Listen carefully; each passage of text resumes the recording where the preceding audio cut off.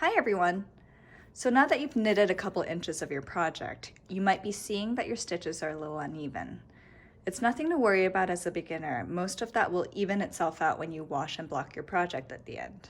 However, I wanted to talk a little bit about how to tension your yarn when you hold it so that your knitting gradually becomes more even as your tensioning becomes more consistent. What I mean by tensioning is the resistance between the yarn that's coming from your ball, so the working yarn, and your project.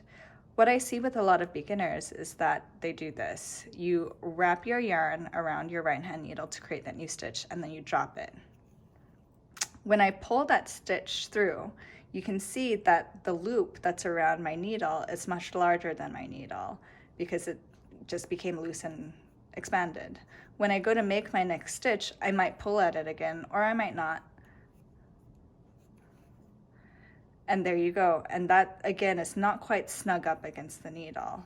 So we create a little bit of tension by doing this. I like to wrap my yarn around my bottom 3 fingers just like so, and you can see that that creates a little bit of tension in my working yarn.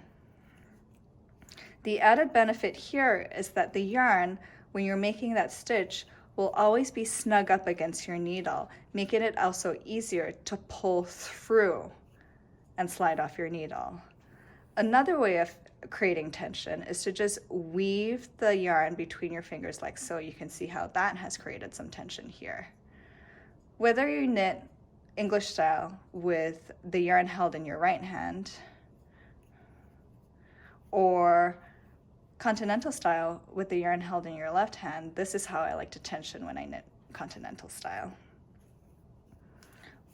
The main concept is that you want to create an even amount of tension and feed the yarn in to your project at an even and steady rate. So try different ways of creating tension with your yarn. I've shown you 2 very basic, easy ways to do that.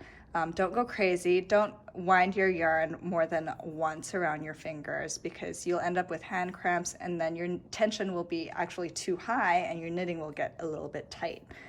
So try different ways, see what's comfortable for you, see what you like, and happy knitting.